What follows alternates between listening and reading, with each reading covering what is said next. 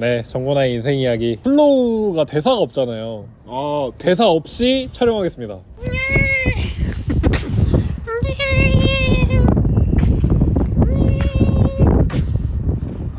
저희는 인간이기 때문에 저희가 플로우라는 애니메이션을 봤습니다. 사실 오늘 이제 컨텐츠의 메인 컨텐츠는 백설공주를 하려고 했는데 영화를 보고 나서 이거 플로우 찍어야 된다 라는 생각이 들었는데 딱 영화 본 직후에 한마디. 나한테 이긴 원피스다.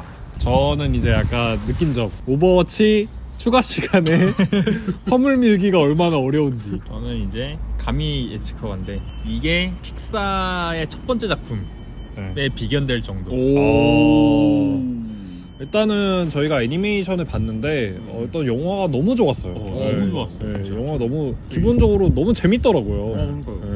이게 대사가 사실 안 나오길래 이거 좀 루즈할 수도 있겠는데? 라는 생각이 들었는데 기본적으로 이제 동물들이 나오잖아요. 그렇죠. 동물들이 나오는데 재밌습니다. 진짜 되게 똑똑한 게 대사가 별로 없는 영화를 좀 약간 좀 높게 쳐주는 경향이 있거든요. 왜냐면 자기의 감정이나 상황을 말로 설명하면 좀 약간 떨어져 보이는. 근데 얘네들 말을 못 하잖아요. 그러니까 행동과 그런 것들로만 얘의 상태를 표현해야 되는데 이게 다 느껴지잖아요. 얘가 무슨 생각하고 얘가 무슨 뭐 하려고 하고 지금 어디를 가고 있고 뭐 이런 게 다 보이잖아요. 행동만 하는데 이런 게 너무 되게 좋은 것 같아요. 분명히 대사가 하나도 없는데 쟤들이 무슨 감정인지 알 것 같은, 실제로 동물들이 할 것 같은 그런 제스처들도 많고 그런 행동들도 많고 보면서 되게 연구를 많이 했겠구나.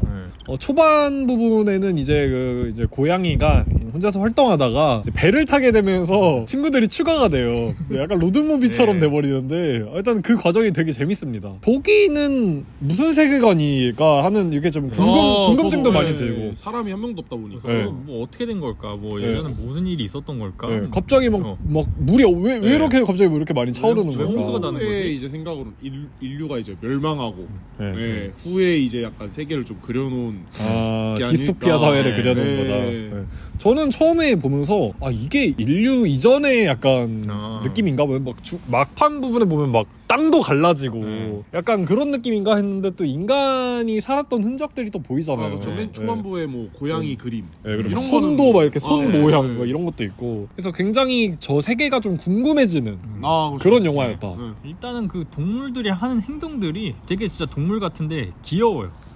그냥 동물 구경하는 것만으로도 일단 재밌다. 고양이가 진짜 귀여워요. 고양이도 귀엽고 강아지도 귀엽고 그리고 그 원숭이도 귀엽고 원숭이도 있고 그렇죠. 비버 같은 애였나?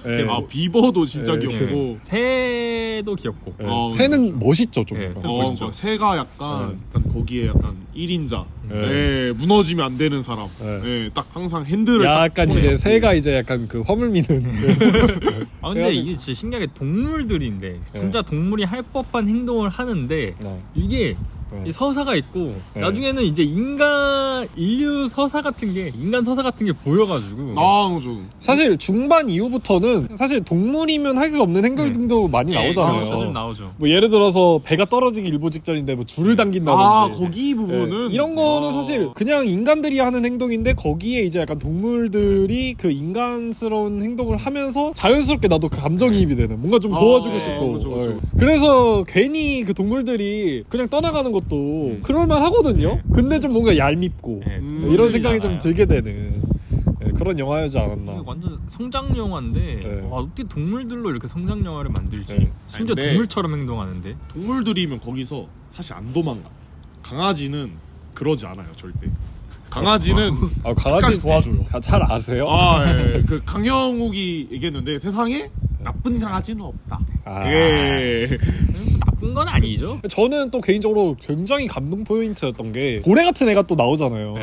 그 고래와의 스토리. 그거 좀 감동적이었습니다. 물이 갑자기 이렇게 쫙 빠지면서 사실 조그마한 물고기들은 그냥 물 따라가면 되는데 고래는 빠져나갈 방법이 없잖아요. 근데 이제 마지막에 이제 그 고양이가 그 고래의 뭐 목소리를 들은 건지 이제 고래가 있는 곳을 찾아내면서 뭔가 이제 저는 그 마지막 장면이 고래의 마지막 모습을 좀 그려낸, 마지막 땅이 울리다가 땅이 멈추잖아요. 그게 이제 고래의 마지막 모습을 좀 그려낸 부분이 아닌가 싶었는데 저는 그게 되게 슬펐습니다. 저도 좋았던 게 이제 재난이잖아요. 그 물이 차오른다는 그렇죠? 재난. 그래서 네. 고양이는 사슴이 딱 뛰어오는 거 보고 무서워서 네. 이제 저기 높은 데로 가야겠다. 마지막에 빨리 도망가겠다. 애들 친구도 버릴 정도로 무서워서 딱 갔는데 거기서 이제 고래와 거기 높은 곳을 보면서 이제 고민을 또 하게 되는 거죠. 근데 물 차오는 게 고양이한테는 재난이었지만 고래한테는 더 넓은 곳에 살 수 있게 되는 그런 거였잖아요.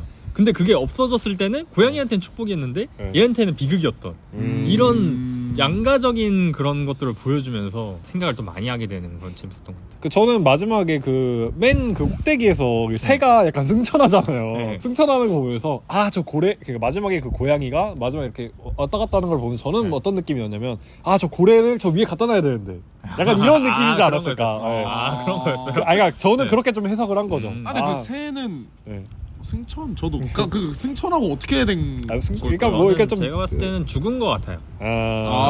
이 그 구조가 고양이는 사람 손에서 컸다라는 게 처음에 보이잖아요. 네. 그러니까 얘는 야생을 대해 몰랐던 건데 점점 이런 일을 겪으면서 야생에 대해서 배우고 있는데 그 새가 약간 엄마 같은 역할이었던 것 같아요. 그래서 새를 보고 따라하기도 하고 새가 그 물고기를 잡아주는 것처럼 사냥을 배우기도 하고 그렇게 해서 엄마처럼 배우고 있다가 이제 엄마가 떠나가고 얘가 이제 혼자서 살아야 되는 그래서 바로 물로 뛰어들고 혼자서 살아보고 이제 친구들도 만나서 다 같이 힘을 해보고 그래서 처음에는 혼자서 물을 보고 있잖아요. 근데 마지막에는 다 같이 물을 보잖아요. 이 재난에서 살아남기 위해서는 이 세상에서 살아남기 위해서는 함께 해야 된다. 뭔가 이런 느낌, 이런 성장을 보여주는 것 같아서 너무 이게 이런 동물들로 어떻게 이런 성장 서사를 만들지? 이게 너무 재밌었어. 그래서 날아가는 게 그냥 이렇게 죽는다라기보다는 하늘나라를 갔다 약간 이런 표현을 하잖아요. 그런 거 같은 느낌이었어요. 그래서 실제로 그 장면만 유일하게 좀 판타지스럽잖아요. 네. 막 뭐 예를 들어서 뭐 중력이 거꾸로 거슬러 올라간다든지 그런 걸 보면서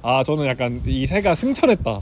그래서 약간 이제 그 만렙을 찍었다. 약간 이렇게 저는 해석을 했었고 그 마지막 장면이 저는 고래를 저 위에다가 갖다 놓고 싶어하는 약간 고양이를 좀 뭔가 좀 그리지 않았나라는 생각이 들었던 거죠. 고양이가 이제 성장하는 모습이 좀 기특하기도 하고 그래서 실제로 첫 장면에 보면 그 고양이가 자기 집을 안 떠나려고 하잖아요. 자기 이렇게 돌아다니다 원래 다시 자기 집으로 돌아오고. 근데 이제 결과적으로 그 배를 타게 되면서 이제 자기 집을 떠나보내고 이 야생을 좀 생존하게 되는 그런 스토리가 굉장히 재밌지 않았나. 물고기를 처음에는 먹지도 못해요. 어떻게 먹는지도 모르고 잡는 방법도 몰라서 못 잡고 그래서 심지어 갖다 줬는데도 안 먹고 이러고 있는데 이제 점점 배우면서 사냥도 해보고 물고기도 먹어보고 다른 동물들하고도 친해져보고 이런 게. 그리고 제가 이제 픽사 얘기를 왜 꺼냈냐 이게 중요한 포인트인데 픽사가 나왔을 당시에 애니메이션은 아이들이 보는 게 애니메이션이었잖아요. 근데 픽사는 애들을 위한 영화를 만드는 척하면서 어른들을 위한 영화를 만들었단 말이에요.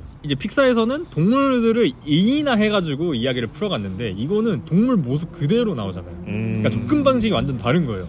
단 한 번도 이렇게 동물 모습으로 이야기를 풀어갔던 적이 없었다는 말이에요, 애니메이션에서. 그러니까 또 새로운 접근법, 그동안 하지 않았던 애니메이션사들의 새로운 접근법을 하면서도 그 동물들에서 이야기들을 의인화해서 여러 가지 이야기를 어른들의 이야기를 풀었던 픽사처럼 그냥 동물들의 모습으로도 이런 이야기를 할 수 있다. 완전 새로운 패러다임이라고 생각해요, 저는. 최근에 이제 나온 작품 중에서 와일드 로봇이라는 또 엄청 좋은 작품이 있었는데 이게 와일드 로봇을 제치고 이번에 아카데미 장편 애니메이션상을 이번에 탔단 말이에요. 와일드 로봇도 사실 보면 로봇이 야생 한가운데 떨어지면서 그 야생의 이런 생활 방식을 배우고 거기서 이제 친구를 만나는 그런 스토리인데 거기서는 또 대사가 등장한단 말이에요. 근데 여기서는 그 와일드 로봇에서 더 나아가서 진짜 그 동물들의 모습만 가지고 야생의 이야기를 다룬 그런 스토리여서 아무래도 와일드 로봇보다 더 좋은 평가를 받지 않을까 하는 좀 좋은 작품이었다고 생각합니다. 저는 이 영화를 보면서 그 도중에 되게 그 배에서 질서정연하게 다들 약간 서로의 생활을 인정해주고 존중해주는 약간 생활 방식을 갖고 있다가 그 갑자기 도중에 강아지들이 끼어들면서 갑자기 되게 질서가 어지러워졌잖아요. 저는 그걸 보면서 이런 원래 안정된 사회에 낯선 이들이 침입하면은 질서는 항상 어지러워진다. 약간 이런 또 사회의 그런 현상도 잘 이제 나타난 것 같아요. 그리고 사공이 많으면 배가 산으로 간다. 사공이 네, 갑자기 2배로 늘어나가지고 그렇죠. 노가 부러지잖아요. 그렇죠. 그래가지고 산으로 가버리지 않았나. 실제로 산으로 갔습니다. 가죠. 그리고 그리고 뭐 노래, 음악 같은 것도 저는 너무 좋아가지고 네. 이 대사가 없다 보니까 뭔가 네. 긴장감을 주기 위해서 그런 건지 네. 와 여기 보면서 와 음악이랑 그리고 작화가 고양이가 그 물속으로 들어갈 때마다 깜짝깜짝 놀랐어요. 너무 예쁘게 나와갖고 물 안쪽이 약간 젤다 보는 것 같은 느낌이 그래서 와 이 작화도 완전 새롭다. 놀라운 게 이 애니메이션 그게 무료 소프트웨어로 만들었대잖아요. 그러니까 대단한 거예요 사실. 그래서 작화도 너무 좋았고 너무 좋아. 예 그래서 정리를 한번 하죠 이제. 예, 정리를 한번 하자면 너무 좋은 작품이었다. 추천하고 싶은. 이거는 돈이 안 아까워요 진짜. 네. 제가 봤을 땐 진짜 꼭 한번 보셔라 이거는. 진짜 너무 좋은 작품을 봤고요. 저희는 이제 백설공주로 바로 또 찾아뵙도록 하겠습니다. 어떡하냐 이제. 대박이다.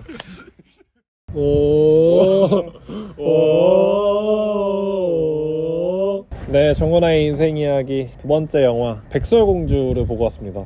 백설공주 한 문장 평가부터 한번 해보도록 하겠습니다. 디즈니 최고의 정치 영화. 여주의 중요성. 네. 위키드를 한번 더 보겠다. 이게 맞다 진짜. 자, 영화 어떻게 보셨나요? 그냥 지루하게 봤습니다. 지루해가지고 노래가 나올 때마다 그 노래 안에 미기가 없다 보니까 노래한 만큼 지루했어요.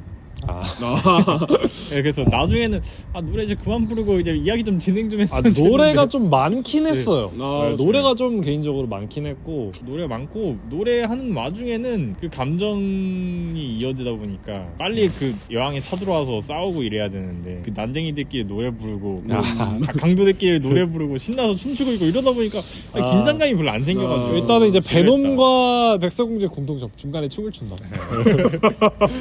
저는 보면서 좀 아쉬웠던 거는 이제 인어공주나 뭐 미녀와 야수 이런 이제 디즈니 실사 영화들은 저희가 대부분 넘버들을 알아요. 근데 백설공주는 사실 넘버를 모르잖아요 저희가. 그래서 모르는 노래가 나오면 당연히 처음은 인어공주나 다른 영화에 비해서 좀 마이너스 요소로 시작을 할 수밖에 없었다. 근데 저는 노래를 알고 모르고 이것도 뭐 중요하지만 노래 부를 때 그 연출이 너무 평범했다. 그냥 노래 그냥 부르는 거밖에 없어요 솔직히 말하면. 근데 뭐 위키드 같은 데서 보면 노래 부를 때 연출이 좀 특별하거든요. 노래에 맞게끔. 그러니까 그런 연출이 좀 더 있었으면 좋겠는데 위키드 왜 언급하냐면 그 노래 부르는 연출이 너무 평범하고 지루하다. 디즈니가 돈이 좀 떨어졌나? 근데 뭔가 이렇게 심심하지. 그러니까 약간 영화가 좀 저예산 영화 같다. 그러니까 CG나 이런 게 아니 좀 CG도 그렇고 그냥 캐스팅도 개인적으로 캐스팅 백설공주가 사실 캐스팅 논란이 또 있었잖아요. 그러니까 저는 뭐 인종에 그냥 그걸 떠나서 남자 주인공도 그렇고 뭔가 굳이 비유를 하자면 뭔가 미국 디즈니 채널에 나올 것 같은 주인공 같은 약간 그 정도 수준의 캐스팅이어서 전체적으로 캐스팅이 좀 아쉬웠다. 그리고 막 엄청나게 연기를 잘하는 것 같은 느낌도 아니었고 엄청난 단점까지는 아니라고 생각을 하거든요. 그냥 영화 자체가 순수하게 재미가 없다. 근데 첫 장면만 두고 보더라도 그 미녀와 야수 첫 장면 그거 거의 비슷하잖아요. 그렇죠. 약간 이렇게 마을에서 시작하고 미녀와 야수는 그 연출도 되게 재밌고 그 마을의 분위기도 잘 보여주고 그 인물의 성격 같은 것도 잘 나타나고 뭐 이런 게 다 보여지는데 이것도 비슷한 장면인데 전혀 마을이 어떤 마을인지 어떤 느낌인지 잘 기억나세요? 잘 모르겠어요. 마을이 어떤 풍경이었는지 혹은 그 궁궐이 어떤 풍경인지 이런 장소 이런 것도 잘 못 살리고 연출적인 면에서 너무 평범하고 그 백설공주가 어떤 인물인지도 뭐 그냥 말로만 설명이 되지 뭐 공정해야 된다 뭐 이런 말로만 하지 솔직히 그렇게 막 보여지는 면이 없단 말이에요. 같은 디즈니가 만든 작품인데도. 한편으로는 사실 되게 격세지감이 느껴지는 면도 있어요. 백설공주가 가장 중요한 클라이막스가 뭐예요? 왕자의 키스를 받고 깨어나는 장면이 사실 백설공주 원래 원작의 가장 클라이막스인데 이 백설공주는 그 키스를 받는 장면은 그렇게 중요하게 나오지 않아요. 그냥 쓱 넘어가요. 그 다음에 백설공주가 노래를 부르는 장면 그리고 그 사람들과 힘을 합쳐서 다시 이 왕좌를 빼앗는 장면이 여기선 클라이막스란 말이죠. 그걸 보면서 디즈니가 추구하는 가치가 많이 달라졌다라는 거를 잘 보여주는 장면이라고 생각을 해서 그 부분은 좋았습니다. 근데 그 부분이 사실 최근의 작품들이 다 그런 식이거든요. 뭐 인어공주도 그렇고 미녀와 야수도 그렇고 최근에 디즈니 공주 애니메이션들도 다 그렇고 공주 스토리에 대한 좀 자조적인 비판이 농담으로 들어가 있거든요. 근데 그런 걸 감안하더라도 기본 기본적으로 퀄리티 자체가 좀 떨어지다 보니까 그런 디즈니의 전달력이 좀 아쉽다라는 거죠. 디즈니가 추구하려는 가치는 잘 알겠는데 영화가 재밌으면 그 가치도 잘 전달되고 그럴 텐데 일단 기본적으로 영화가 별로 재미가 없다 보니까 불거질 필요가 없는 뭐 PC주의라든지 캐스팅이라든지 이런 거가 자꾸 지금 수면 위로 올라가는 게 아닌가. 인어공주도 사실 잘 만들었으면 캐스팅이나 이런 문제에 대해서 크게 사람들이 문제 잡지 않았을 거라 생각을 하거든요. 네, 그래서 이번 백설공주의 캐스팅도 개인적으로 아쉽지만 작품성 자체가 너무 떨어져 있기 때문에 좀 여러모로 아쉽다. 되게 1차원적인 문제긴 하지만 여왕이 사실 백설공주를 가장 싫어하는 계기가 거울이 세상에서 가장 예쁜 사람이 누구니 했을 때 백설공주라 얘기하는데 저는 애초에 제가 여왕이었으면 거울 말을 안 믿었어요. 왕비가 가장 중요하게 생각하는 것은 외면의 아름다움인데 근데 내면의 아름다움으로 왕비가 긁힌 것도 사실 저는 이해가 안 돼요. 그건 맞아요. 아니 왕비가 사실 외면의 아름다움만 그렇게 추구하기 때문에 내면만 얜 예쁘다 이러면 사실 아 그래 걔는 내면만 예쁘지라고 넘기려는데 맞네. 막 자기가 내면도 더 예뻐야 된다. 약간 긁힌 게 약간 전 이해가 안 돼요. 거울도 심지어 약간 사회생활에요. 내면이 가장 아름다운 거는 물론 외면은 공주님이 제일 아름다운데 내면은 좀 더 백설공주님이 아름다운 게 아닌가. 그러면 여왕도 근데 뭐 외면은 솔직히 내가 봐도 인정. 내면은 둘 다 가질 수는 없다. 애초에 위치가 내면의 아름다움까지 완벽하면 그게 여왕이에요? 그냥 신이지. 나는 그래서 약간 너무 이게 너무 안 맞지 않나 이게. 이걸 좀 솔직하게 좀 말해주지. 하나씩만 말해주고. 저는 이 영화가 굉장한 정치 영화라고 생각이 드는 게 저희는 사실 독재 정권이 무너지는 스토리를 본 거예요. 보면 굉장히 파워가 있는 여왕이 무너지고 민주주의가 들어가는 과정의 영화잖아요. 독재자는 이렇게 하면 안 된다라는 걸 보여주는 거죠. 그 독재자가 정치를 너무 못하더라. 보면서 언론 플레이 저렇게 하는 거 아닌데. 그리고 병사들도 막 백설공주 죽이려고 막 며칠을 밤낮을 새면서 그렇게 돌아다니다가 이 여왕님의 정치가 최악이었던 이유를 표현하자면 종교랑 엮지 않았기 때문이다. 강한 권력을 가지려면 그 사람을 숭배해야 되잖아요. 근데 마을의 주민들을 보면 여왕님을 크게 동경하지 않아요. 여왕님이 막 여왕님 대단하다 뭐 이런 게 아니라 그냥 여왕은 여왕이고 우리는 그냥 우리 일을 하고 그냥 살아가는 과정이야.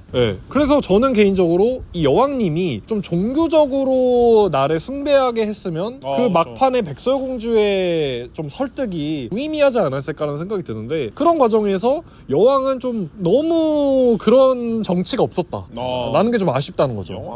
여왕에게 부족했던 건 사실 각오죠. 신조 사상. 여긴 진격권 세계관이 아니라고요. 그래가지고 여러모로 조금 정치적으로 좀 여왕님이 정치를 너무 못했다.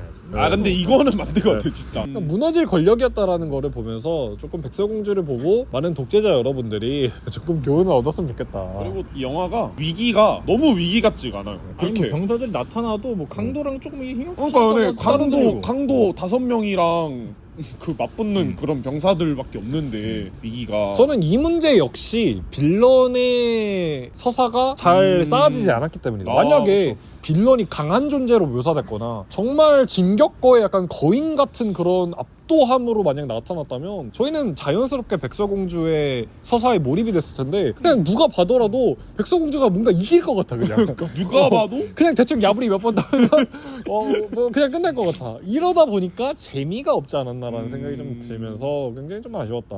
그래서 화물 밀러 갈까요?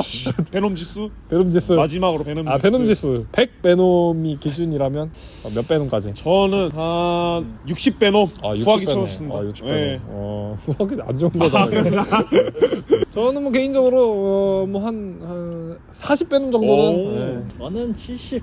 저는 이 백설공주라는 거는 사실 디즈니의 어떠한 상징 같은 거거든요. 약간 성역 같은 느낌이에요. 이걸 건드린다는 거는 최선을 다해야 된다는 소리거든요. 그렇죠.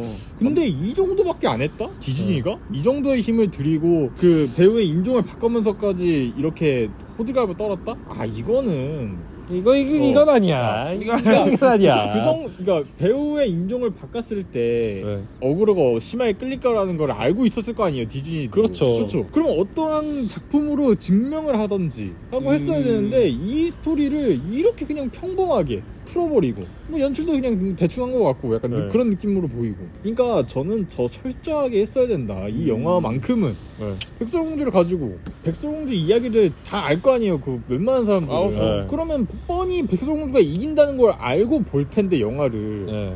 그러면 더 긴장감을 만들기 위해서는 더 강한 악당, 더 예측하지 못하는 스토리 뭐 이런 식으로 만들어야 되는데 그냥 똑같이 만들고 그냥 평범하게 만들고 이래버리면 누가 더 재밌게 봐요. 한무며 백설공주를 모르고 봐도 재미없는데 그러니까요. 알고 보면 더 재미없잖아요. 그렇죠. 그러니까 그만큼 더 신경 썼어야 된다 디즈니가.